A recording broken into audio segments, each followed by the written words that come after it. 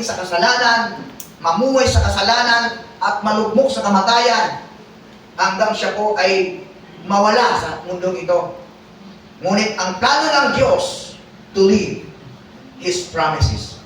Tayong lahat ay mamuhay, ay makapunta doon sa kanyang pangako na kung saan mayroong buhay na kay sesaya. Kaya nga sabi ng Panginoon, come to me. Lahat ng mga nahihirapan, lumapit sa akin. Matthew 11:28, lumapit kayong lahat na napapagala at nabibigatan sa inyong pasanin. Ano man yung pasanin mo na yan? Problema mo sa pera, problema mo sa personal mong buhay, sa love life, o ano pa man ang bagay na gusto mong ma-break sa buhay mo. Si Lord ang solution. Amen. Walang iba. Amen. Amen. Kaya ang lahat ng bagay ipagkatiwala natin sa ating Panginoon. So, siguro, handa na tayo sa text na ating nabasa kanina. Sa 1 Corinthians chapter 11, verse 23 to 34. Yan po ay ginagamit natin sa every first Sunday. Meron tayong ginaganap na Holy Communion. At ang gusto ko ngayon po, malaman ninyo, actually mayroon ako isang topic eh. Mayroon akong isang topic tungkol sa liberty of strong. Liberty, ano yan? Liberty, bondage. Ayan. Yung tagumpay at paglaya. Ano yan? Oh, yes. Mayroon akong topic kanina, pero sabi ni Lord, hindi yan ang gusto ko. Gusto kong paunawan mo, o maunawaan ninyo kung ano ba ang ginagawa ninyo, ano ba ang ibig sabihin ng Holy Communion. Amen. And our topic today, what to leave at the communion table. Yan po ang ating topic ngayon. So anyway, marami na. After 5 years, atin na pong tinatalakay yan. At every first Sunday, bago tayo mag-take ng Holy Communion, ay binibigay ko po sa inyo kung anong ibig sabihin niya. Pero ngayon, gusto ng Diyos na lubusan nating maunawaan, malaman kung ano nga ba yung ginawa ni Christ nung nagkaroon siya ng Last Supper. At nakasama niya ang 12 disciples nung po siya ay bago may pako sa cross ng Kalbaryo. So, in our introduction, what the communion is all about. Sabi diyan, the first communion service, verse 23 and 24, and sharing bread and fruit of the vine. Bread is symbolized or symbol of is the body of Christ. And the fruit of the vine, symbol of His blood. Yung sinasabi ko po sa inyo, yung grapes na hinanda dyan, yung biscuit na hinanda dyan, ay yun po yun ang sinasabi ko, tinutukoy ko noon, na that is symbol of vine, yung grapes. Yan, yung vine, symbol of blood of Jesus Christ. Yung bread naman ay symbol of His body, the body of Christ. Now, sabi dyan, hindi lang po nagdadala ang communion sa kaligtasan. Na gusto ng Diyos, sustainable ang ating relation with God. Hindi po yung basta ngayon, malakas ang relasyon mo, bukas hindi naman ulit. Yun ang meaning. Yun ang gustong sabihin ng Diyos. Bago siya napako sa cross at tinipon niya ang 12 disciple, at nag-usap-usap sila, nagkaroon sila ng Holy Communion. Kinausap niya ang 12 disciple. At anong meaning sa kanila? Kung bakit ito ginawa ni Christ? Hanggang ngayon, nananalaytay pa rin yung ginawa nila sa lahat ng tunay na mananampalataya upang magpatuloy ang buhay ng mananampalataya kay Kristo. Kasi tandaan mo natin, wala tayong ibang sinusundan sa ating buhay Kristiyano, kundi ang, number 1, maging Christ-centered ang isa't isa. And the church will be Christ-centered. Amen? Amen. Na dapat maging sentro si Kristo sa church. sa maging individual. And then, His Word, kinakailangan ay maging sentro tayo ng kanyang salita. Ha? Maging sentro natin ang salita ng Diyos at wala tayong ibang pangahawakan. Hindi ka mawawala, hindi ka maliligaw ng maling katuruan, hindi ka madadala ng mga masasarap na salita, matatamis sa salita sa Facebook, sa social media, marami nangangaral na magsasabi sila ang tama, sila ang lingkod ng Diyos at sila lang ang makaligtas. Hindi ka maladala sa matatamis sa salita kung alam mong ikaw ay nakatayo sa salita ng Diyos. At kung alam mo na ang sentro ng buhay mo ay si Kristo. First examples, Christ Jesus is died on the cross in Calvary. Nagbigay siya ng buhay, wala nang iba, walang makakatulad sa ginawa niya. Ngayon, every year, mayroong ginaganap na Holy Week. Nagpapasakit, kung ano-ano ginagawa, nagkampas sa likod. Mayroong panata every year, pero hindi na po yan wala nang kabuluhan niya. Dahil tinapos na ni Christ ang lahat. Nung siya'y maghirap sa krus ng Kalbaryo, dinala niya ang lahat ng sakit, kahirapan, lahat ng uri ng sakit at karamdaman, inako na ni Kristo maging ating kaparusahan. Kaya sino makakatulad kay Kristo? So, sino ang makakahintulad sa ginawa ni Kristo? Kahit paulit-ulit pa tayong ibako, hampasin, hindi po natin kayang gayahin ang ginawa ni Kristo. Si Kristo naging matuwid. Hanggang sa kamatayan, hindi po siya nagreklamo. Sa Pilipos chapter 2, verse 6 to 11, nakikita natin doon kung paano si Kristo nagpakumbabaan na muhay ng isang tunay. Naging karaniwang tao. Namuhay siya tulad natin. Pero hindi man lang siya. Sabi ng Bible, wala siyang kasalanan. Hindi siya nagkasala.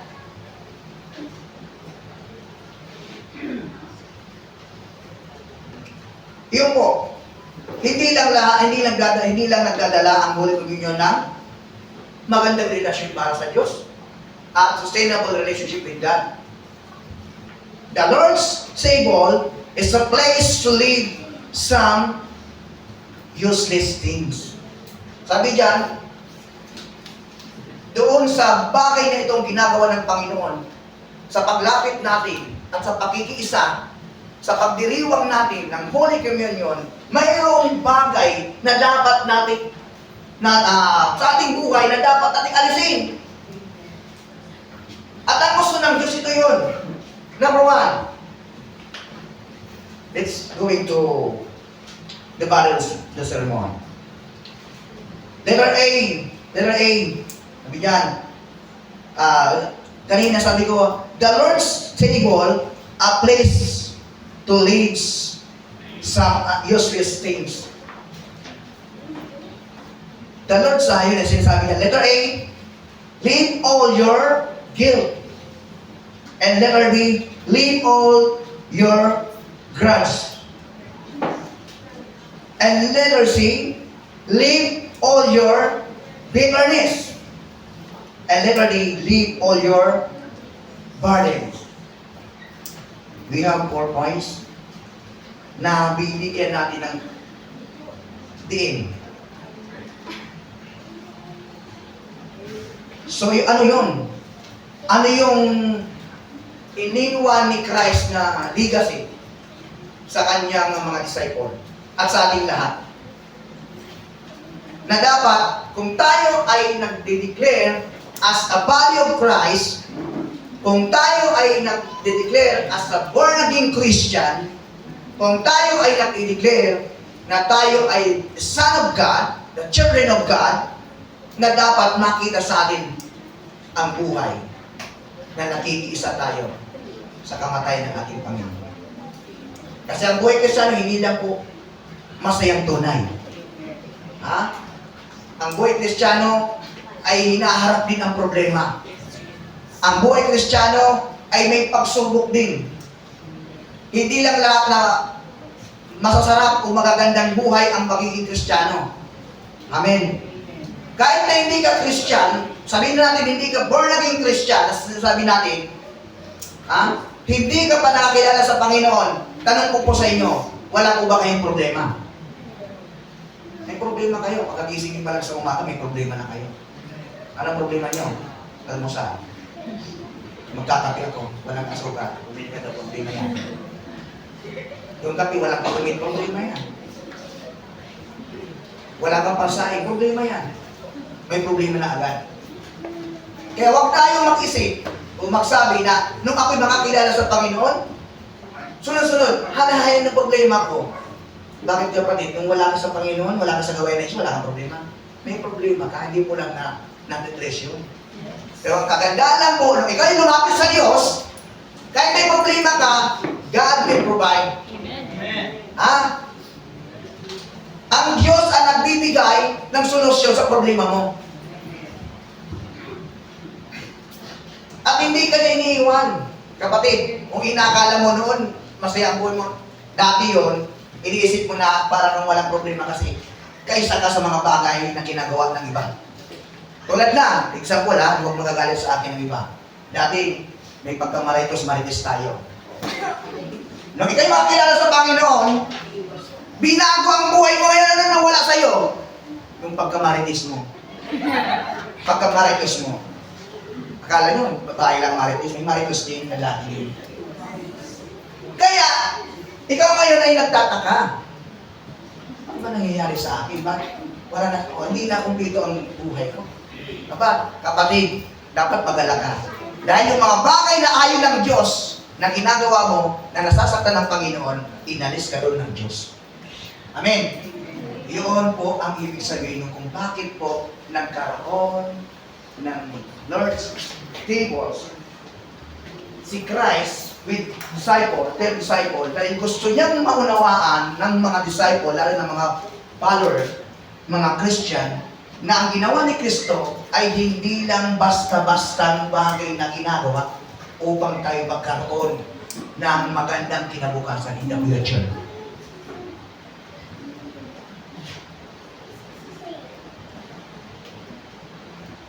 Communion. Hindi lamang ito nagdadala sa kaligtasan, hindi lamang ito nagdadala ng kalakasan, kundi nagsasalita through the Holy Communion, nagsasalita na tayong lahat ay iniligtas ng Diyos. Nagsasalita sa ating puso na ang ginawa ni Kristo sa pag-ipon sa atin, iyon ang dahilan kung bakit ka narito sa kawan ng Panginoon. At gusto ng Diyos na malaman natin na ang pangakong yun at ang ginawa ni Kristo hanggang ngayon ay nananatili sa mga taong tunay na sumusunod sa kanyang kalooban.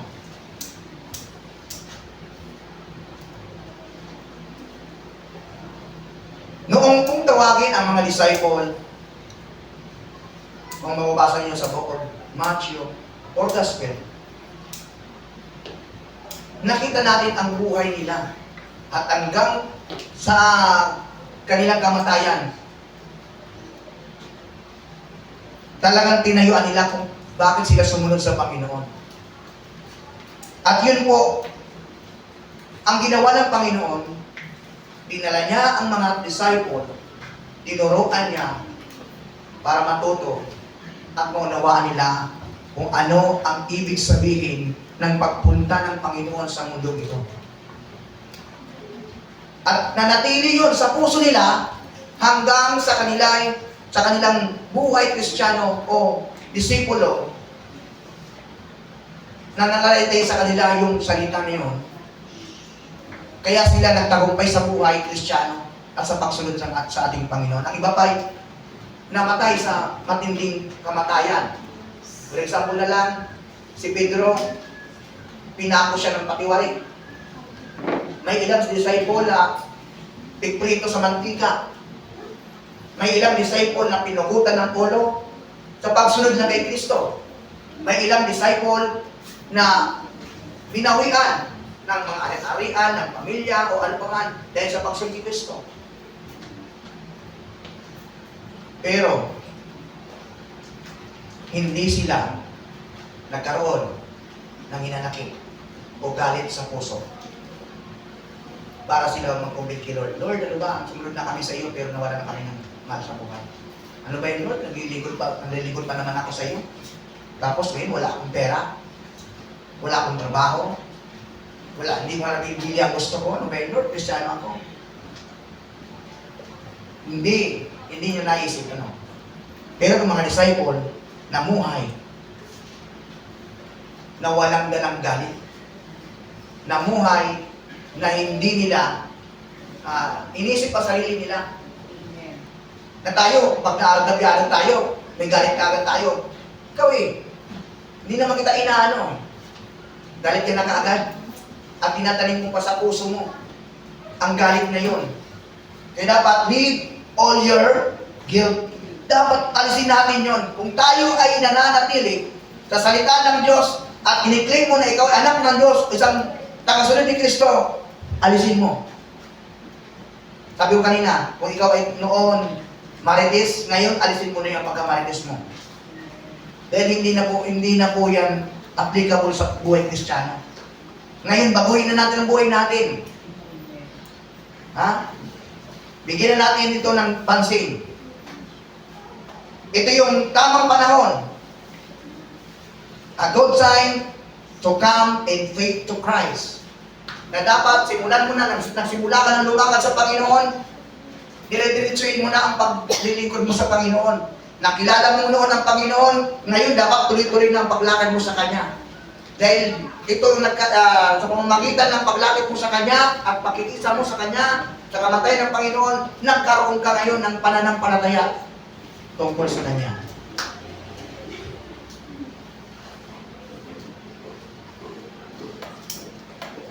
And time to judge ourselves.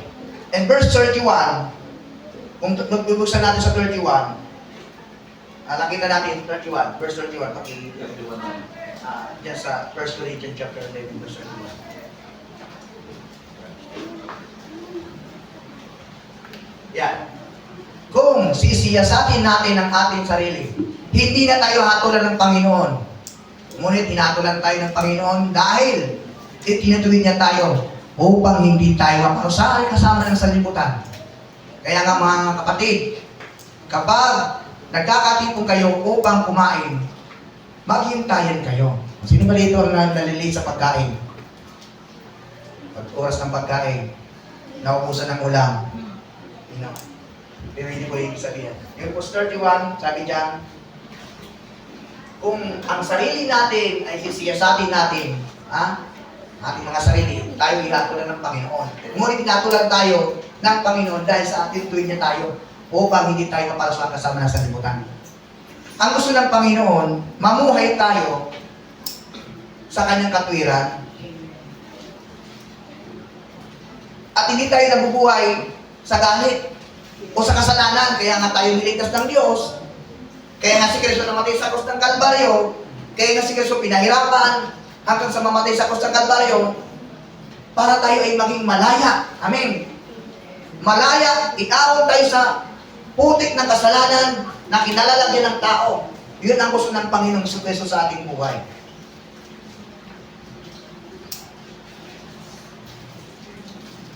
Dahil ayon ng Panginoon sa John chapter 1 verse 9. Ano sabi diyan? Subalit, kung ipinapahayag natin ang ating mga kasalanan at patatawarin tayo ng Diyos sa mga ito at lilinisin tayo sa lahat ng ating kasalanan sapagkat siya ay tapat at matuwid. Yun ang gusto ng Panginoon sa atin, na hindi lamang every Sunday tayo nagpe-pray, naghihingi tayo ng tawad, nagpapalinisay sa Panginoon. Dapat every day tayo kalugod-lugod sa Panginoon. Amen. Dahil minuto lang po, baka nasumpa-pray, pwede ka na magkasala. Kaya walang matuwid, walang kahit isa. Sinong tao ang walang kasalanan? Lahat tayo hindi karapat-dapat sa Diyos. Kaya sinabi ng Bible, walang matuwid, walang kahit isa. Amen. Yun ang sinasabi ng Bible. Kaya dapat, sabi dyan, subalit kung ipinapahayag natin ang ating mga kasalanan, patatawarin tayo ng Diyos. Pero kung nagkasala na tayo, tapos mataas pa rin ang pride natin, ay wala po tayong matatanggap ng kapatawaran buwan sa Panginoon. Kasi ang tunay na nagpapakumbaba at pinapatawad ng Panginoon, lumalapit sa kanya ng totohanan. at hindi po nag-alinlangan. Kung ano man pong mga bagay o kabigatan o mga sakit karamdaman o kasalanan nating inilapit sa Panginoon, ay ganyan pong diringgin po ang ating mga panalangin. The time to confess our sin. Sa 1 John chapter 1 verse 9, itong oras na ito na dapat nating ipanalangin ating sarili, hindi lang ang sarili mo, ating mga kapatid, mga mahal sa buhay, ipanalangin natin. Kasi hindi tayo perfecto, walang perfectong tao. Amen. Kailangan natin maging malinis sa harapan ng Panginoon. At alam niyo po, nagiging kalugod-lugod lang tayo. Actually, wala po tayo kahit sa dito, magsabi din sa akin dito kung sino ang hindi nagkasala sa loob ng isang linggo. Sino ang hindi nakagawa ng kasalanan o pagsinungaling man lang o pag-isip man lang ng kasalanan. Sino po, atas ang kamay, ang hindi nakaisip ng hindi magandang bagay o magandang bagay. Ha? Lahat po tayo, minsan nahulog sa bitan ng diablo o sa kasalanan. Kaya nga, sabi ni Lord, yan sa verse na sa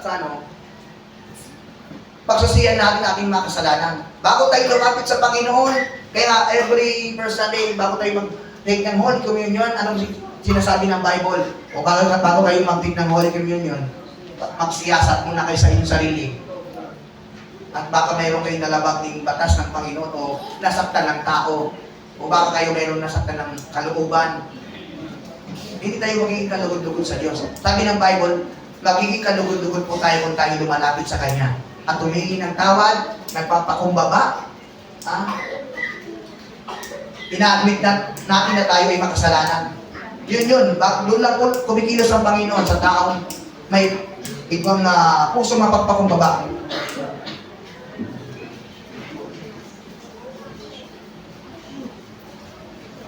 A time of heart searching of believers.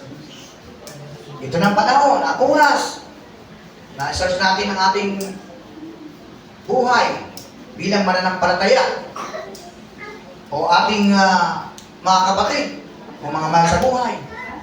Bigyan natin ng paalala kung kayo mo po ay may nakikita na nakakita kayo sa ating kapatid.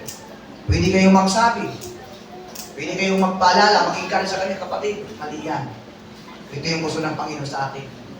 Kaya lahat tayo dito, may malasakit sa isa't isa. Amen. Kung paano nagmalasakit ang Panginoon sa atin, ganun din po ang gagawin natin sa ating kapwa. Kaya sabi nga ng Panginoon, kung sino man nagsasabi na, I love you, Lord, mahal na mahal kita, Panginoon. Pero yung kapitbahay mo, kaaway mo. Sabi ka ng Bible, hipokrito ka. Mahal naman po ang Panginoon, praise the Lord, I love you, Lord. Pero yung kapatid niya sa likuran, kaaway niya. Hipokrito po kita kaya. Nagbabible kita, nagsimba kita, nag-church kita, every Sunday, mayroon pa tayong devotion every day. Pero minsan hindi natin mapatawad ang kapwa natin. Kapatid, gumising tayo sa katotohanan na isa pong galit o kasalanan ang nasa puso natin. Ang akala natin, hindi po damay ang ating relasyon sa Diyos kapag mayroon tayong sabi. Damay po yan. Tignan mo, kapag yung puti na damit at nahalo sa may kulay, kapag yung damit na may kulay kumukupas, ano mangyayari daw sa kulay puti? Madadamay din po yun. Magkakaroon ng mancha. Kaya mga kapatid, dito po, oras na po na baguhin ang ating buhay na tayo magkaroon ng teachable heart sa harapan ng Panginoon. Ito yung panahon para ikaw ay mahubog ng Diyos sa kabila ng anumang problema, suliranin sa buhay na hindi mo malagpas-lagpasan. Halimbawa, saan ka po ba mahina? Na lagi ka nasasaktan? Madali ka bang magtampo? Madali ka bang magalit? Yun ay kahinaan mo. Makarinig ka lang ng isang salita na laban sa iyo, galit na galit ka na. Ano sinabi mo? Ano sinabi mo? Laksan mo, ano sinabi mo? Hindi, Brad, sinabi ko, pogi ka. Yun pala eh. Madali tayong magalit at madali tayong mahulog doon sa bilang ng kaiwan. Kaya nga, prepare ni Christ ang kanyang disciple para sa mga ganyang bagay. Inipon niya na ganito ang mangyayari sa inyo. Haharapin ninyo ang mga pagsubok. Pero sa totoo lang, nung umalis ang mga follower ni Christ, nung panahon, thousands of people na nagtalikod ni Christ, nung siya po ay madali ng hatulan, ang mga disipulo, ang ibang follower ni Christ, ay nagsialisan. Ang natira na lang yung 12 disciple. Nasabi ni Christ, Pedro, maaliman ka mo. Kaya ngayon, Panginoon, ikaw na yung buhay. Nasa iyo yung buhay. Kagaya kaligtasan. Kaliwanag. Papalag ka ngayon, Pedro, kada yung minalik sa iyong kaisipan. Kaya sa mga tunay na sa kawan ng Diyos, sa mga tunay na Kristiyano na sumusunod, mapalad po kayo. Bakit? Ibinigay ng Diyos ang karunungan at ang salita ng Diyos sa puso ninyo upang maging matatag kayo. Palakpakan niyo ang Panginoon. Leave all your guilt. Alisin na. Yung dating buhay, dating ugali, dating orientation sa buhay mo, alisin na yun. Palitan na lang bago. 2 Corinthians 5:17, ano sinasabi? Yan po ay memory verse ni Gab. Ano Gab? Paborito ni Gab? Ha? Ang nakipag-isa na kay Kristo, ay may bago na, ay siya ay bagong nilalang na. Wala na natin pagkatao siya, ay bago na. Kaya mamuhay tayo na bago kay Lord. Amen. Alam niyo po, sa mundong ibabaw, kung titignan ninyo ang reality ng buhay ng tao sa buhay, sa ibabaw ng mundong ito, wala siyang gusto ng tao bago. Ha? Pag may nakaroon lumabas ng bagong cellphone, ay gusto ko yan. Gusto ko yan. Gusto ko ako lang mayroon yan. Eh, panibagong design ng kotse, ay gusto ko ako yan. Kahit million, bibiliin ko yan. Maski ako po, ayaw ko nung, isa lang ang design. Gusto ko may panibagong design. Kasi, bilang fabricator sa mga sidecar, gusto ko na iiba ang gawa ko. Pag alam mo, nakagawa na ako ng ganyan, hindi ko na ulitin yan, maliban lang mayroong magpagawa. Pero nagawa ko ng kakaiba na naman ulit. Yun ang gusto ko, palaging bago. Sa Panginoon, sa Diyos, gusto niya, may laging puso, may bagong puso, may bagong buhay. Hindi po tayo dito pagalingan ha. Hindi tayo pasikatan dito, kundi pababaan ng puso kay Lord. Pababaan ng loob kay Lord. Magaling ka kapatid. Saan? Yes, magaling ka. Pero makita mo ngayon sa pagpapakumbaba. Kasi kung talagang marunong ka, magaling ka, nasa iyo ng lahat, magpakumbaba ka sa Panginoon. Ibig sabihin, ipagamit mo sa Kanya kung anong talento mayroon ka. Kung anong skill na mayroon ka ngayon, ipagamit mo kay Lord. Marunong ka bang, magaling ka ba sa pag-speech? Sa paggawa ng sermon o paggawa ng pag-share ng gospel o ano pang bagay? Gamitin mo yan kay Lord. Yun ay isang pagpapakumbaba. Gamitin mo ang buhay mo para kay Lord. Amen. Palakpakan natin ang Panginoon. Number 2. Number 3. Leave all your great grudge. Sama ng loob. Yung mga sama ng loob sa buhay mo, may nanakit o ano pa man. Sabi dyan, sa Luke chapter 23 verse 34, ano sabi dyan? Na kung paano ni Lord pinalaya at pinatawad ang tao, sabi dyan, sinabi ni Jesus, Ama, patawarin mo sila sapagkat hindi nila alam ang kanilang ginagawa. Napalabunutan ang mga kawal upang pagati-atian ang kasuotan niya. Si Christ mismo, nag-declare mismo na nakapako siya ang mga patawarin mo sila sa kanilang kasalanan o kasamaan. Dapat magsaya tayo. We celebrate because ikaw ay niligtas ng Panginoon, pinatawad ng Diyos, pinalaya ng Panginoon sa buhay na puno ng kasamaan.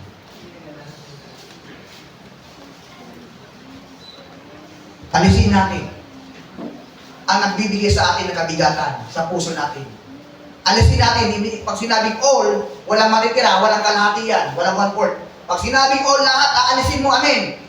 Kasi sinabi ng Bible, ang Diyos, sumasama sa mga taong matuwid ang pamumuhay. Tandaan po natin, si Christ at ang Diyos mismo, pinakikinggan ng Diyos ang panalangin ng isang taong matuwid. Paano ka ba pakinggan ng Diyos kung may hadlang ka sa puso mo? Kung mayroong barrier sa harapan mo, na hindi ka makita ni Lord, ano yung nakatakip sa atin?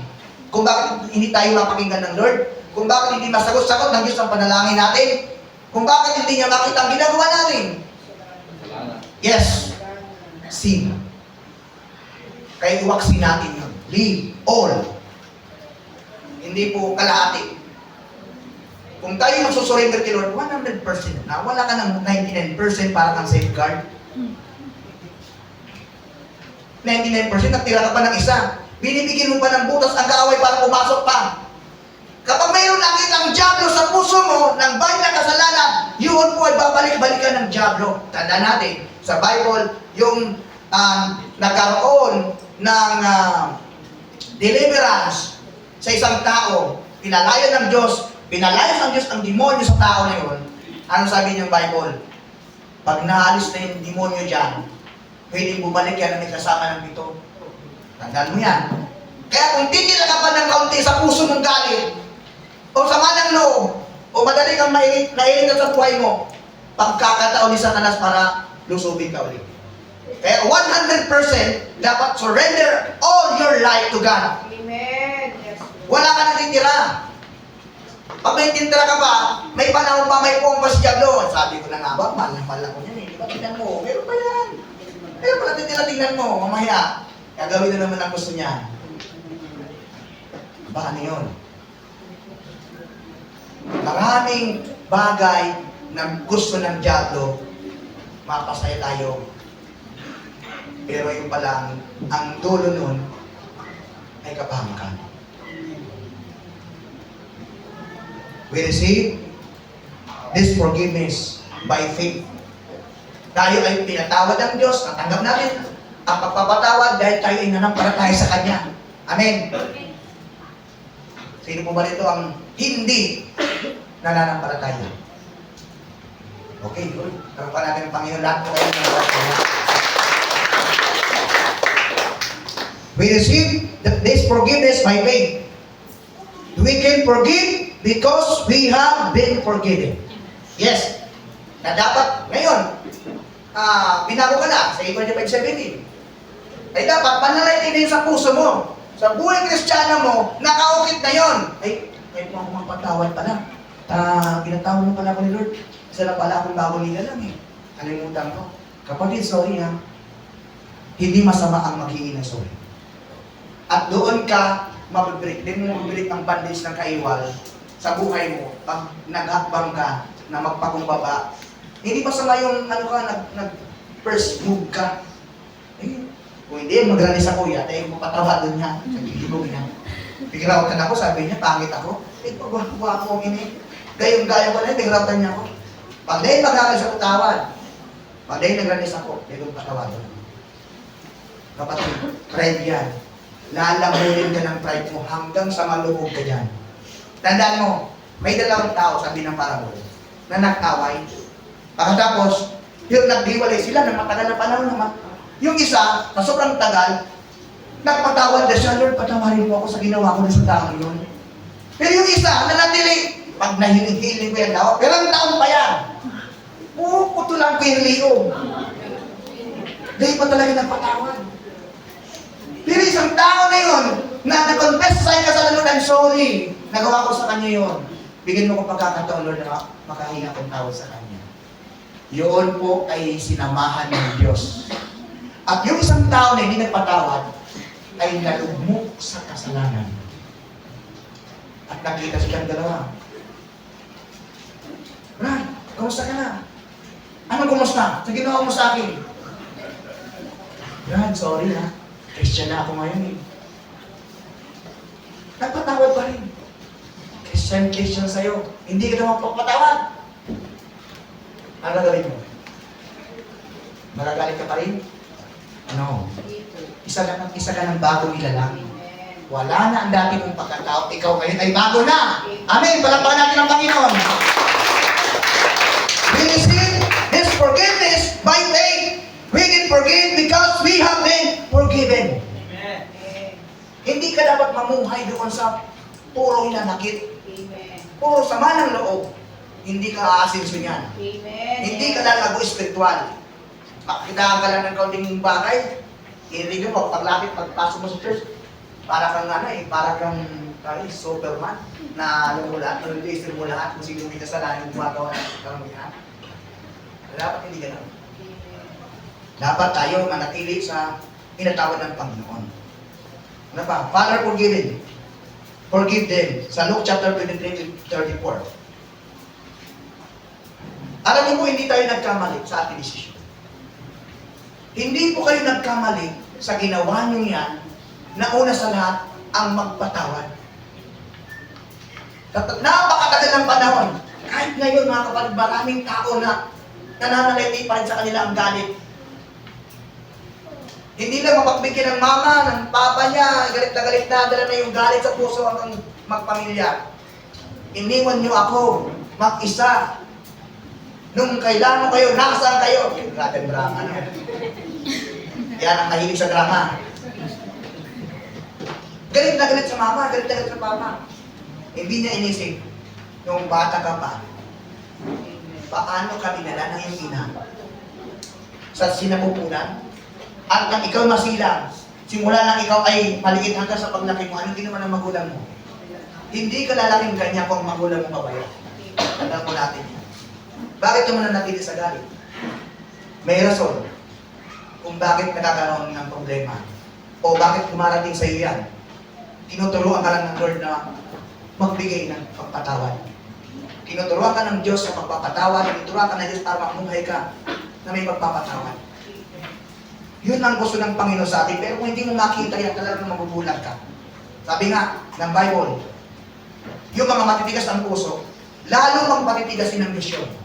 Halimbawa, napakinggan nyo ng salita ng Panginoon. Ng Panginoon Jesus na nanawagan sa sino mang tao. Sabi nga na John 3:16, sisay ka man na tao ka. Ano ba ang kamugtakan mo dyan? Listado ka o daig. Rumani ka sa kuya. Sabi ni Jesus, umigdi ka sa kuya aki. Ang pagkamot ko sa imo sobra-sobra. Pero pag di mo nadamog yan, dahil mong pitanggap yan, bako na pong kasalan ng Christ. Bako na pong pakukulang ng Panginoon. At dahil na pong pakukulang ng mga lingkod niya. Nag-alok ang Panginoon. Jesus forgiven His sacrifice.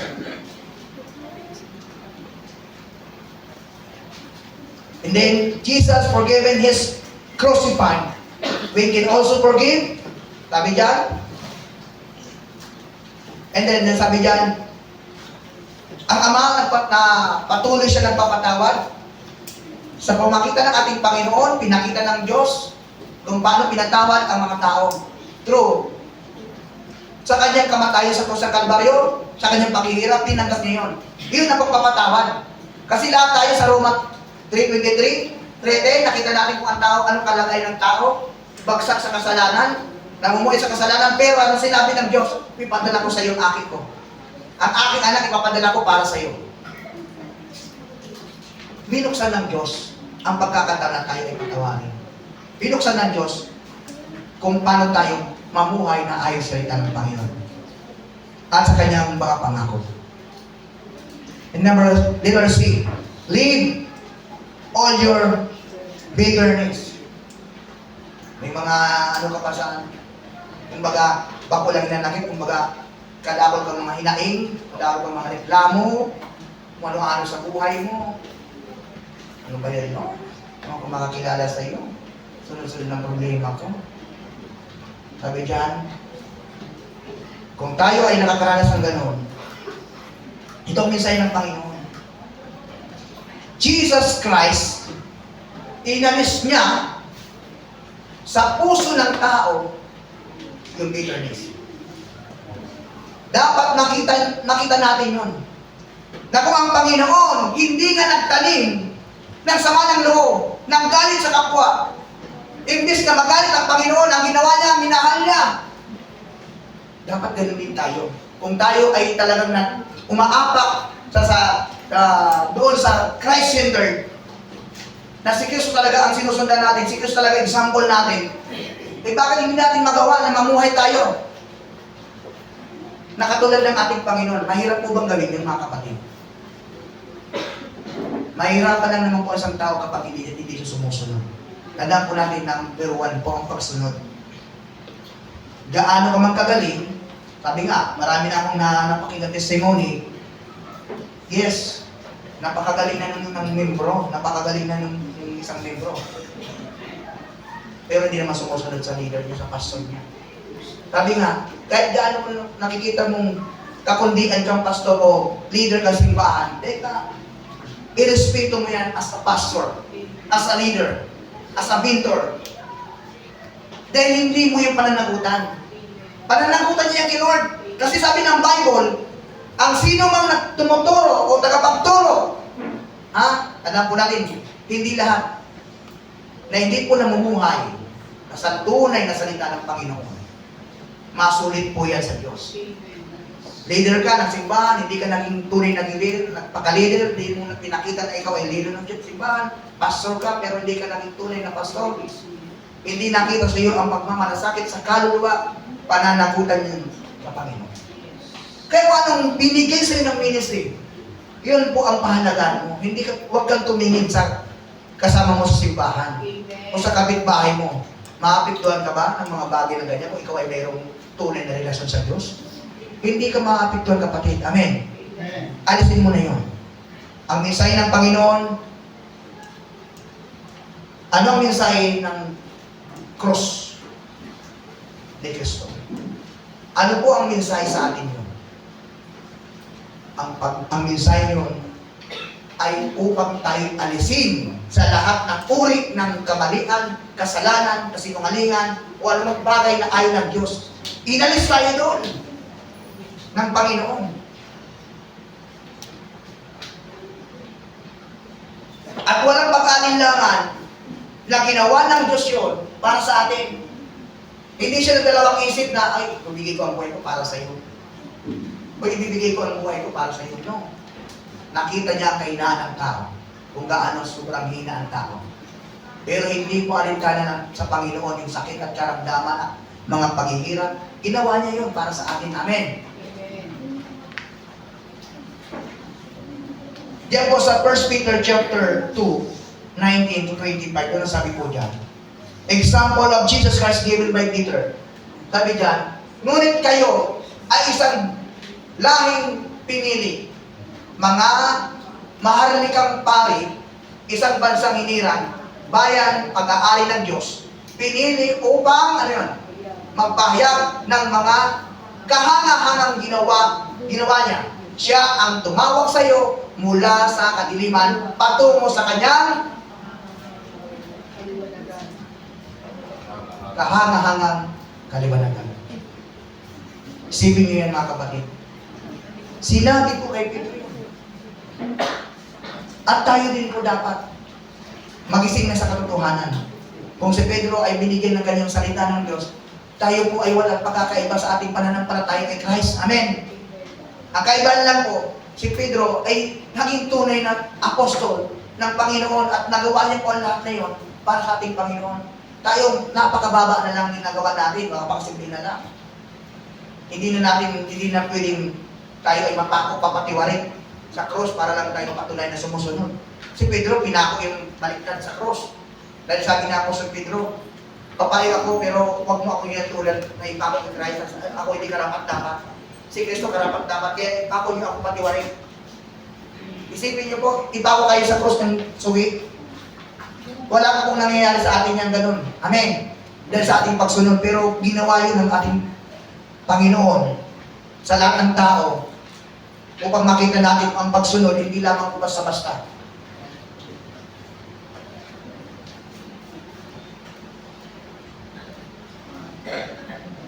Dapat mayroon tayong focus. Ano yung focus natin? Para maalis tayo doon. Look unto Jesus. Kung ano po ang ginawa ng Panginoon, si Kristo kahit binato na, pero napatawad pa. Si Kristo binampas, wala kayong narinig na mabigat na salita. Si Kristo, hinampas na, tinadyakan, pinahiya, pero wala tayong narinig sa Kanya. Kundi ang gawin niya ang kalooban ng Diyos. Ang gawin niya, ang ganapin niya na tayo itubusin. Imagine, kahit gaanong karumi o napakalaking kasalanan ng mundo, pero hindi po niya tinignan ng Panginoon. Ang tinitignan niya, ang iligtas at mahalin ang tao at dalhin sa kaharian ng Diyos. Amen. Yun ang plano ng Diyos. Palakpakan natin ng Panginoon. Sapagkat kapuri-puri ang nagtitiis ng parusa kahit walang kasalanan. Isipin nyo, ang ginawa ng mga disciple, nangaral lang sila tungkol kay Kristo, pero pinagbabato sila. Hinatulan sila ng kamatayan. Sino ba dito nakaranas ng hinatulan ng kamatayan? Wala pa po, kahit isa sa atin dito. Yung mga pang-insulto, mayroon na. Pagtutuya, mayroon na. Lahat naman tayo nakaranas siguro gano'n na. Tuyain tayo ng hallelujah, praise the Lord. Kuya na Diyos siguro natin na alin. Kadakol kaya na makikita. Kaya hallelujah, praise the Lord. Minsan nahilig kita. Naranasan. Pero ang naranasan ng mga disciple ay hindi po natin naranasan. Mapalad tayo, amen. Dahil tayo sumusunod kay Christ pero hindi na nakaranas ng pagkakupit, ng literal talagang hakupitin ka sa maraming tao, papabatuin ka, papayain ka, hindi ginawa na Panginoon sa atin. Kundi ito na nga, pinagaan para tayo makasunod. Ang totoo niyan kapatid, kaya nga ang 10 utos, ginawang 2 na lang, dahil walang nakasunod ni isa pang tao. Sa 10 utos na nalabag mo yung isa, nagkasala ka pa rin. Hindi ka pa rin nakatupad. Kaya sinabi ni Lord, ito na lang, mahalin mo ang Panginoon mong Diyos ng buong puso mo, buong lakas mo, buong kaluluwa, buong buhay mo. Ang panduwa na yon. Yes, mahalin mo ang kapwa. Mahirap po ba magmahal ng kapwa? Hindi naman po mahirap eh. Kung gagawin lang po natin.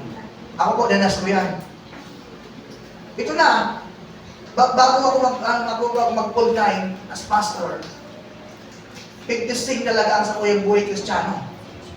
Mantakin mo ipaharap, mahiya ako sa maraming tao, pag mumuray-murahin ako sa maraming tao, sabi ko, pasalamat ka na Kristiyano na ako. Takong dahil, mabuto nga kita sa tinampo. Grabe yung sumok ko na. May mga tao, yung mga barkada ako, pinasumok ako. Pero sabi ko, Lord, kapan mo akong pagbibimbing. Ito po, naranasan ko yan. Dahil ako sabi nyo, gusto ng bago nila, wala na natin pagkatao. Kahit nagalit ka na sa pagkatao mo na gumagawa sa'yo ng masama, nandun pa rin yung pagpapakukuha. Yun ang ginawa ng mga disciple. Verse 20 lang niya. 19 lang ang nila. Sabi niya, sapagkat kapuri-puri ang mga nagtitiis ng parusa kahit walang kasalanan bilang pagsang-ayon sa kalooban ng Diyos. Sipon mo yan, dahil sa kalooban ng Panginoon. Ibinigay nila ang buhay nila. Yung iba, pinugutan ng ulo.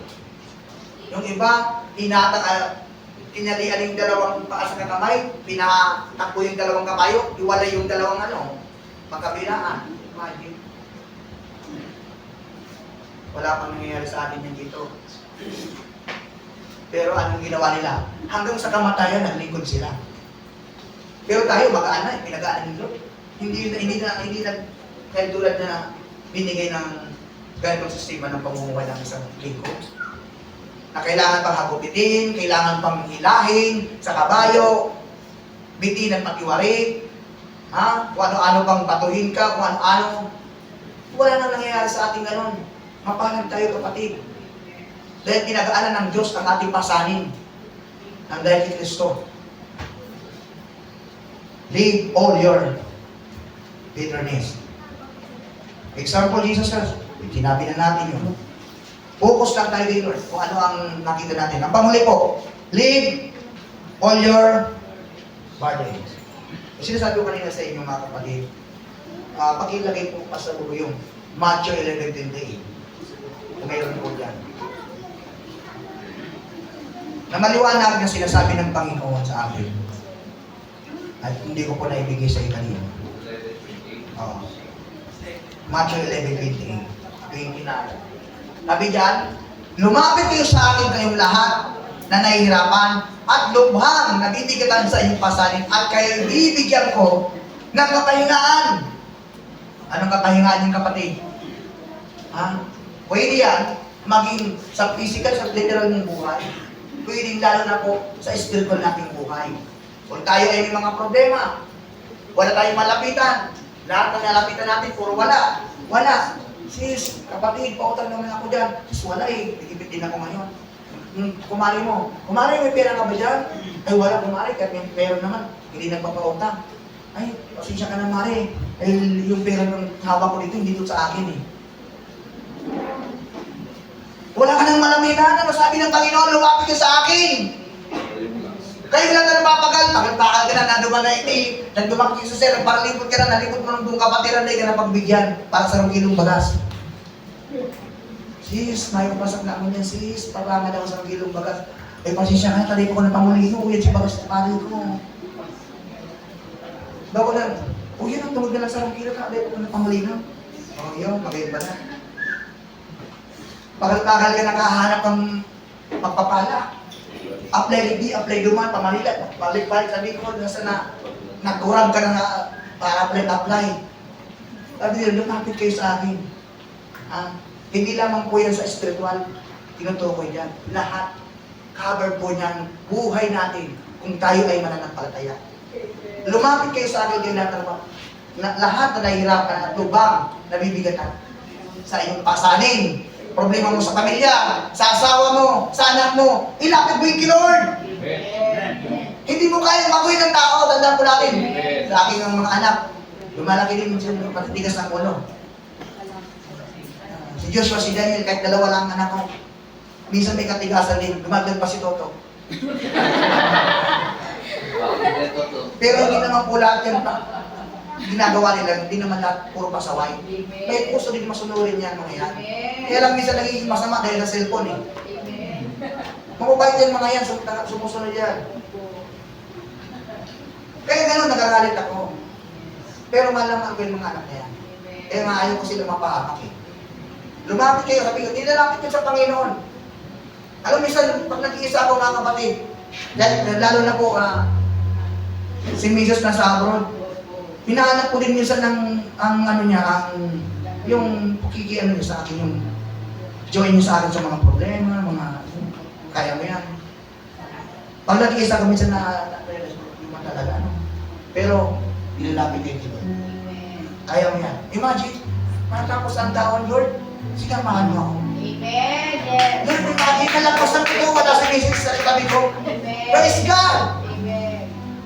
Siyempre, ang mag-asawa, pag patagal kayo magkasama, tapos biglang iiwalay, mahirap yun. Hindi po madali. Lalo na pagturo. Siyempre naman mismong partner mo sa buhay. Pero si Lord, sabi niya, ako kasama mo. Ako kasama mo, nandito ako. Si Lord lang, lagi. Pinapipili ko, minsan, ayoko lang yung pamati sa ito na. Minsan namumulo ako. Pero si Lord, sabi niya, pag nababasa ko talaga, Lord, salamat. Nakalagasan. Kailan tayo po, pag mga kabigatan, tandaan po natin, wala tayong ibang lalapitan kundi si Lord Jesus. Amen. Alapakan natin ang Panginoon. Saan ka ba nahihirapan ng buhay mo? Saan ka ba nahihirapan lagi? Sa pinansyal? Sa ano pang bagay? Ilapit mo lang yung kay Lord. At hindi ka mabibigo kung ikaw'y magtitiwala. Alam niyo po, marami na tayong mga nakita natin talagang napatunayan na God, ang Diyos po ay hindi nagbago. Providence tested na, sa lahat ng uri ng ating kailangan, ang Diyos ay nagpo-provide. Hindi siya nagbabago. Anong pangangailangan mo? Itiwala mo sa Diyos yan, wala kang ibang lalapitan. Kundi siya lang.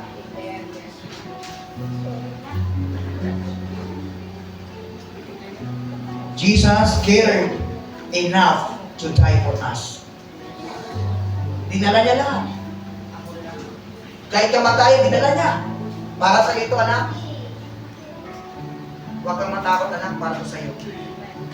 Alam niyo po yung paglipa ni Christ, yun ang tulay. Yun ang tulay kung bakit tayo makapunta doon sa langit. Yung kamay ni Christ, yun ang daan para tayo makapunta kay Lord. Alam niyo po ba yun? Na sobrang hirap. Pero hindi niya po ginawa na tayo iwanan. Sige, tuloy na kayo. Ito ako. Tuloy na kayo para makarating kayo sa Diyos. Para magkaroon kayo ng buhay na walang hanggan. Yun ang meaning nun. Kung gusto ipaliwanag ni Christ sa mga disciple niya during the time nagkaroon silang Holy Communion, na gusto ni Christ, malaman ninyo ang ginagawa ko ito para sa inyo, para sa ating lahat. Yun ang nais ng Diyos parating sa ating kapatid. Na hanggang ngayon, hindi pa rin nagbabago yun. Madali lang kapatid, maunawaan. Kung maunawaan natin ang salita ng Panginoon. He cares enough to keep us day by day. Araw-araw, sinasama niya tayo. Ginagawa niya tayo. Minsan pa nga, hindi natin alam, sinusurprise tayo ni Lord eh. Kaya sa iyong pagsunod. Ginagawa niya ang lahat para sa iyo, para sa ating lahat. Kung ang tao nasama na sa atin, dalawa, tatlo, isa, dalawa, tatlo, ang pantatlo may kasama ng tabuga. Pero si Lord, daiyan. Nag-utang ka sa kapitbahay mo, ano ba yan, mali. Taluan mo na yung utang sa kuli, kung pinabayanan. Pero si Lord, kahit gaano kabigat ng utang natin, handa tayong patawarin ng Diyos. Amen. Palapakan natin ang Panginoon sa Kristo. He cares enough to give us day by day. Yan ang gusto ng Diyos at malaman natin na hindi siya nagbabago sa atin. The cross proves His love. Pinatunayan niya sa cross ng Kalbaryo ang pag-ibig niya. Kaya dapat tayo ay magtiwala sa Kanya.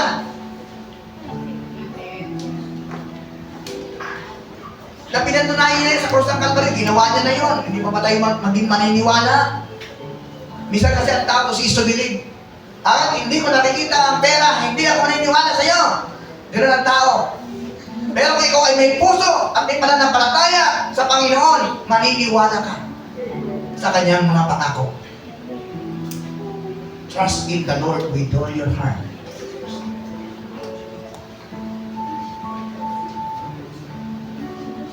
First Peter chapter 5 verse 7. Ito pong huli. Ano sabi diyan? First Peter chapter 5 verse 7.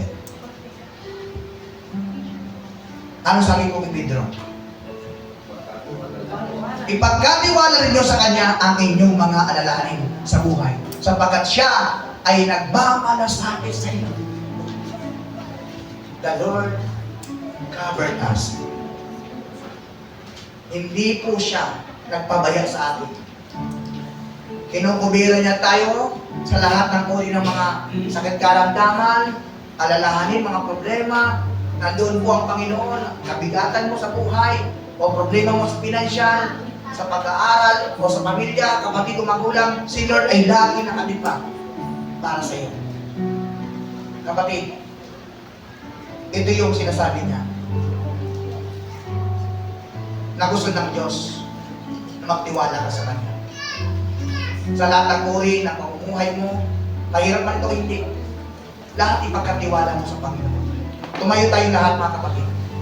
It is a remember of our past justification. It is a remember of our present substance in the new life to God. It is the pledge of our future gladness and glory. Pikit mo yung mata, kapatid. Ngayon gusto ng Diyos malaman mo na lagi siya nasa tabi mo. Minsan ay kausapin mo ang Panginoon. Lord, ano ba yung kabugatan ko, Panginoon?